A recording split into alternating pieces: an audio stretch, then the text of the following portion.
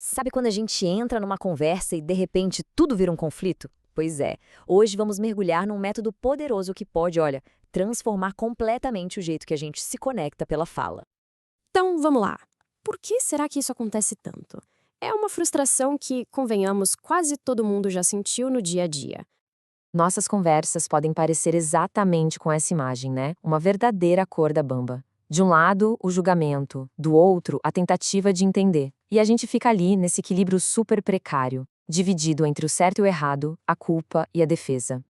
A verdade é que a maioria de nós aprendeu a se comunicar de um jeito que já vem carregado de julgamento, de comparação, às vezes até de exigência. O material que a gente está analisando chama isso de comunicação que bloqueia a compaixão. Isso, claro, acaba nos prendendo nessas espirais de conflito e mal-entendido. E olha que interessante essa charge. Ela mostra uma coisa que a gente faz muito, né? Em vez de escutar de verdade, a gente já pula para tentar resolver, dar conselho, consolar. É aquela história de ouvir para responder e não para compreender de fato. E isso, no fim das contas, só aprofunda a desconexão. Tá, mas e se existisse um outro jeito?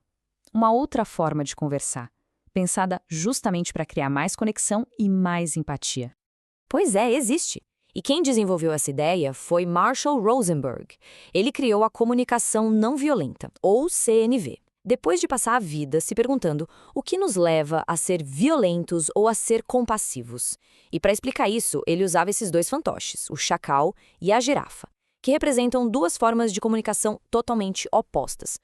Então, o ponto crucial aqui é que a CNV não é só uma técnica, é na verdade uma mudança de foco. O objetivo é fortalecer nossa capacidade de continuarmos, bem, humanos, mesmo nas situações mais difíceis, partindo da ideia de que a compaixão é o nosso estado natural.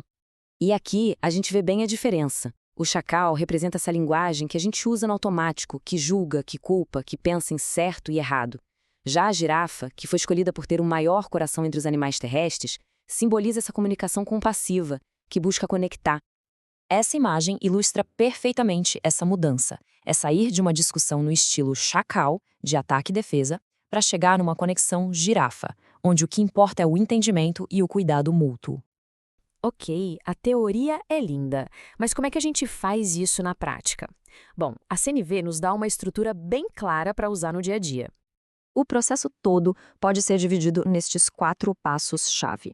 Primeiro, observações. Depois, sentimentos. Em seguida, necessidades. E, por fim, pedidos. Isso serve tanto para nos expressarmos quanto para ouvirmos os outros. E o mais interessante aqui é que esses 4 componentes valem para os dois lados da moeda. Tanto para falar nossa verdade com honestidade, quanto para receber a verdade do outro com empatia.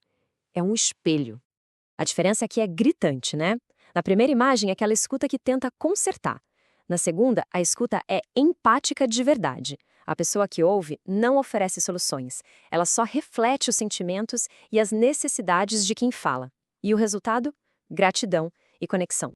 Certo, mas e como tudo isso se aplica no ambiente profissional, no escritório, por exemplo? Bem, parece que o ambiente de trabalho precisa muito disso. Uma pesquisa com líderes em São Paulo mostrou um dado bem preocupante. 57% deles já sofreram algum tipo de violência verbal no trabalho. Isso deixa bem clara a necessidade de um jeito melhor de se comunicar. E este gráfico revela uma coisa muito curiosa, uma falha de percepção. 91% dos líderes se veem como humanizados, mas quando a pergunta é sobre a cultura da empresa, só 61% acham que ela estimula esse tipo de liderança. Existe aí um claro, eu sou legal, mas o sistema não ajuda tanto. E isso aqui ilustra essa lacuna em ação.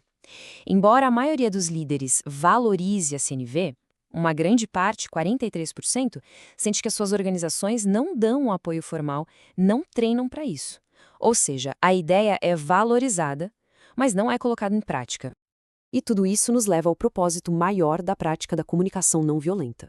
O poeta Rumi, séculos atrás, já tinha capturado a essência da CNV nessa frase linda: para além das ideias de certo e errado, existe um campo. Encontro você lá. É exatamente sobre isso, ir além da culpa e do julgamento, para um lugar de pura conexão humana.